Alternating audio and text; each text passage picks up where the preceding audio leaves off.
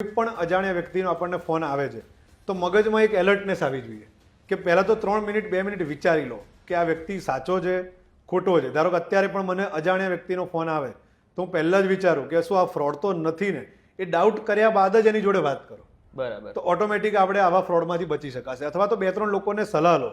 ધારો કે તમને હંમેશા છે ને આ ઘટનાનો શિકાર કોણ બની શકે, તો જેને અજ્ઞાનતા હોય, જેને લાલચ હોય. એટલે જે પણ વસ્તુ, ધારો કે ઘણી બધી વેબસાઇટ એવી પણ મેં જોઈ છે કે 1 લાખ 1.5 લાખનો ફોન તમને 20,000માં આપશે, 15,000માં આપશે. તો આ ફ્રોડ થવાની સંભાવના જ છે.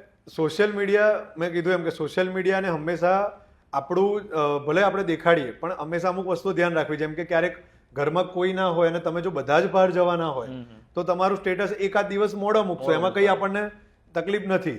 અને સોશિયલ મીડિયા એ જ કોઈ જાહેરાત કરવાનું સ્થળ વ્યક્તિગત જીવન માટે નથી હોતું. હા, કમર્શિયલ બિઝનેસ હોય તો એ લોકો સોશિયલ મીડિયાનો જાહેરાત માટે ઉપયોગ કરે છે, પણ કોઈ વ્યક્તિગત તરીકે કોઈ જાહેરાતનું સ્થળ નથી. એટલા માટે આપણે વધુ લાઈફસ્ટાઈલ સારી અથવા તો તરત જ કન્ટેન્ટ મૂકી દેવું એ ધ્યાન રાખવું જોઈએ. તેમજ દરેક પ્રકારનું કન્ટેન્ટ પણ ના મૂકવું જોઈએ. એટલે ધારો કે શું મૂકવું અને શું ન મૂકવું એ પણ આપણને ખબર હોવી જોઈએ. સોશિયલ મીડિયા એવું છે કે ઓપન પ્લેટફોર્મ છે, આમાં કોઈ રેસ્ટ્રિક્શન નથી. કોઈ પણ વ્યક્તિ કોઈને પણ જોઈ શકે છે. એટલે જો તમારે જરૂર ના હોય, તમે ખાલી મિત્ર વર્તુળ માટે સોશિયલ મીડિયા બનાવ્યું હોય તો તમારું અકાઉન્ટ પ્રાઇવેટ રાખી શકો છો. આ રીતનું પણ તમે કરો કે જેથી તમે સ્કેમર્સની નજરમાંથી બચી શકાય.